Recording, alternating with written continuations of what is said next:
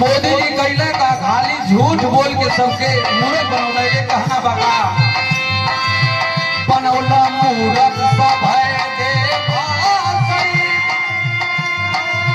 देखे जनता के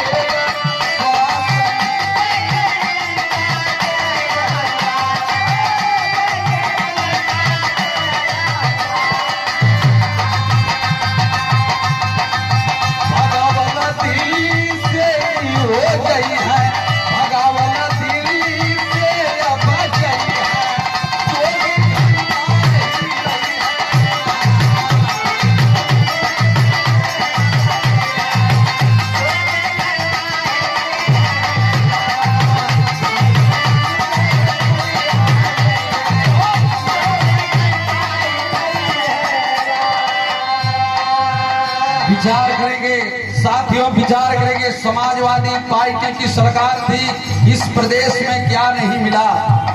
चाहे वो बेरोजगारी का सवाल हो, जवानों को बेरोजगारी भत्ता मिला करता था और हमारी बहनों को कन्या विद्याधन निपटा मिला करता था। माताओं को वृद्धा पेंशन, विधवा पेंशन मिला करता था। समाजवादी पार्टी की सरकार थी, लोहिया आवास मिला करता था।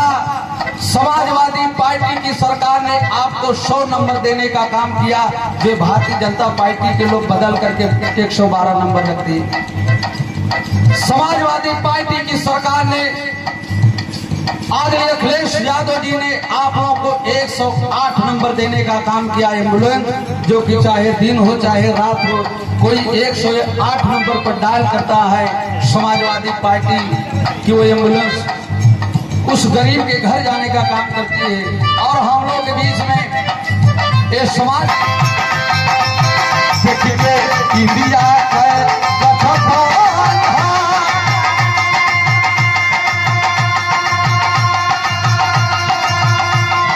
भारतीय जनता पार्टी के लोग इंडिया का गठबंधन देख करके घबरा गए हैं। पूरे जनता चिल्ला रही है कि अब के हमको परिवर्तन करना जरूरी है। बहुत महंगाई बढ़ गई है। अभी आप लोग देख लिए, भारतीय जनता पार्टी के लोग एक पुलिस वैकेंसी निकाले। पुलिस वैकेंसी में जितने छात्र गए, बेरोजगार गए परीक्षा देने के लिए, तब तक हुआ क्या कि परीक्षा देकर के आए का पेपर लीक हो गया। ये जानबूझ करके भारतीय जनता पार्टी के लोगों ने पेपर को आउट लीक करने का काम करते हैं कि ताकि हमको किसी को नौकरी न देना पड़े। भाई 5 किलो राशन देत हवा, ये हमान के मुरुख बनावत हवा। 5 किलो राशन से काम चली। हमहन के चाहिए का, हमहन के नौकरी चाहिए, हमहन के लड़कन के नौकरी चाहिए, शिक्षा चाहिए, मुफ्त दवाई चाहिए। आई 5 किलो अनाज दे के भुलवा तो अनाज कहाँ से दे रहे हैं? आप लोग जा रहे हैं। ये भारतीय जनता पार्टी के लोग हम लोग का पैसा, आप सबका पैसा लेकर के अनाज बांट रहे हैं। ये डीजल का दाम कितना बढ़ गया है? 100 रुपये हो गया। पेट्रोल का दाम कितना बढ़ गया? 100 रुपया हो गया। दाल का दाम कितना बढ़ गया? आप लोग विचार करेंगे। जो खाद 50 किलो बोरिया में आती थी वो 45 किलो आ रही है। यही सब काट करके हम लोग का पैसा ले करके भारतीय जनता पार्टी के लोग मुफ्त में अनाज बेच रहे हैं। हम लोग को अपन बनाना चाह रहे हैं। हम लोग, आप लोग सोच लीजिए, हमारी मात्र शक्ति बैठी हुई है। विचार करने की बात है। हम लोग के लड़कों को अगर नौकरी नहीं मिलेगी, मुफ्त दवाई नहीं मिलेगी, मुफ्त शिक्षा नहीं मिलेगी, तो इस देश में हम लोग कैसे रहेंगे? इसलिए कहना है गीत के लाइन,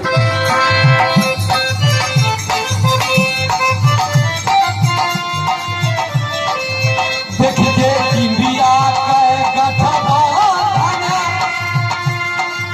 सुखर लागल सब।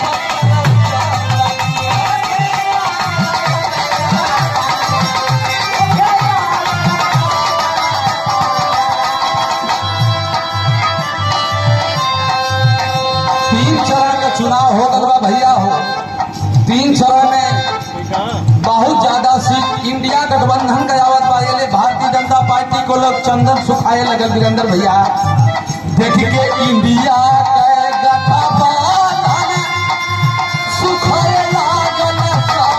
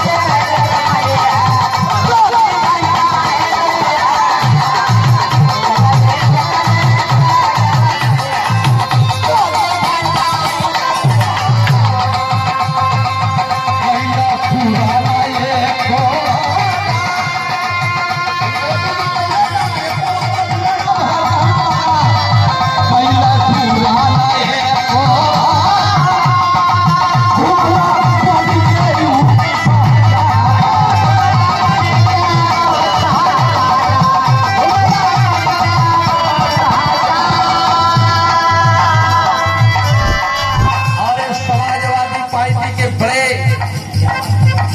क्रांतिकारी नेता जिनको हम आप लोग सब लोग जानते हैं, वीरप्पन जी के नाम से बड़े फेमस है। वैसे तो नाम है श्री बुधराम यादव नाम है, सुधराम यादव नाम है, लेकिन एक वीरप्पन के नाम से बड़े फेमस है और समाजवादी पार्टी के बड़े क्रांतिकारी नेता हैं। सम्मान किया गया।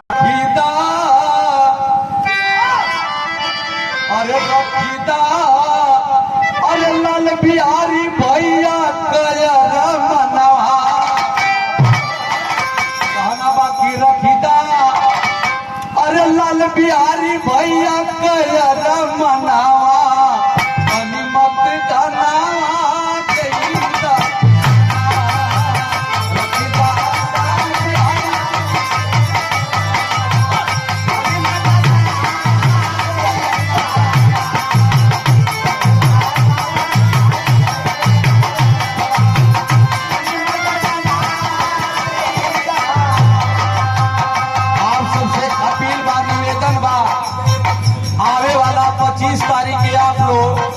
साइकिल के सामने वाली बटन दबा के विजयी बनैया धर्मेंद्र यादव जी के। और के लिए कहना बाका रखीता गुड्डू जी का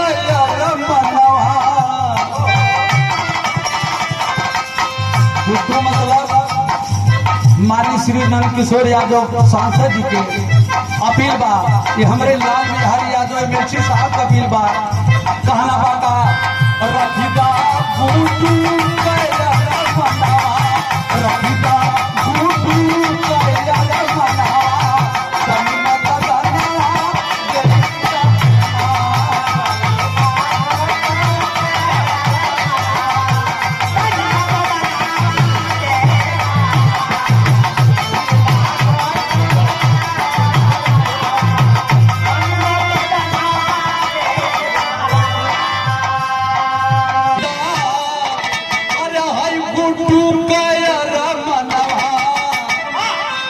सांसद जी नंद किशोर यादव जी अपील करत हवा कैसे। अरे रखीदा अरे गुड्डू कया मनावा तनी मत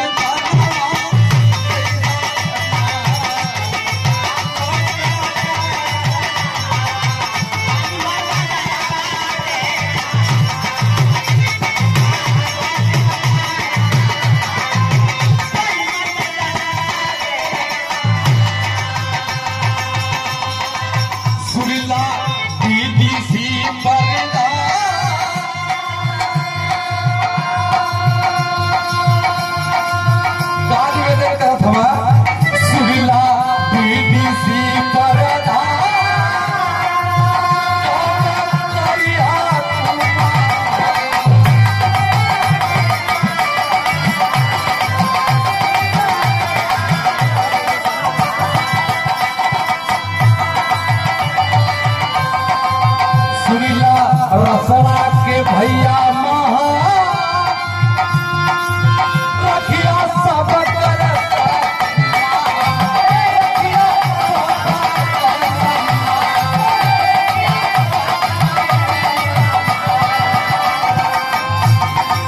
सोचल पूरा हो गई सपना। ये हमारे बबीता चौहान जी निवेदन कर अधिकार आप लोग भुला के जिंदा दिया धर्मेंद्र भैया के तो होगा भैया पूरा सोचल सपनावा तनी मत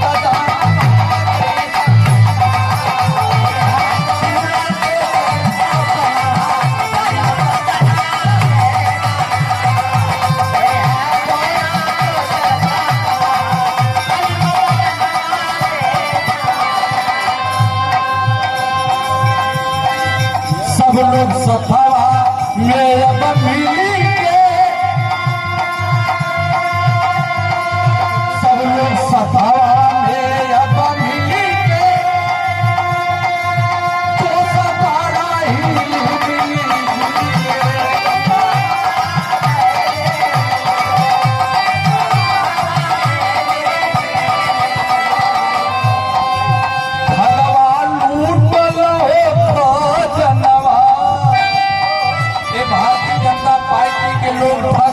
लूटना चाहते हैं देश को, ये लोकतंत्र को खत्म करना चाहते हैं।